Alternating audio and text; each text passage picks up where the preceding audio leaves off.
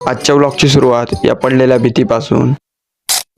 तर पब्लिक, स्वागत आहे आपल्या एका ब्रँड न्यू व्लॉगमध्ये. सकाळ सकाळी उठून डायरेक्ट आलो भाऊ कॉलेजले, कारण की आज होता भाऊ कॉलेजचा तिसरा पेपर. आणि इथं आलो भाऊ, बसलो होतो बाहेर येऊन पाहतो तर सारथा भेटला. सारथा घेऊन घेतला व्लॉगमध्ये. सगळे गोष्टी होतेच भाऊ इथं बसून. तेवढ्यात खतरनाक मध्ये गेलो भाऊ आपल्या वर्गात. दीपक्याला घेऊन घेतला व्लॉगमध्ये. हा पा आयुषमुळे सगळ्यात जाडा बोटता. तिथून पेपर गिपर पण डायरेक्ट आलो भाऊ गजानबाबाच्या मंदिरात. तेवढ्यात मग तिथं तनागिने आला. आम्ही सगळ्या जणांनी घेतले भाऊ तिथं दर्शन. आणि तिथं जेवायचा ड्रॉप मारून डायरेक्ट आलो भाऊ खंडेश्वरावर. मग आम्ही सगळेजण बसलो भाऊ इथं जेवाले. तेव्हा तिथून आलो भाऊ ट्युशनच्या हॉलवर चित्रकथा केला.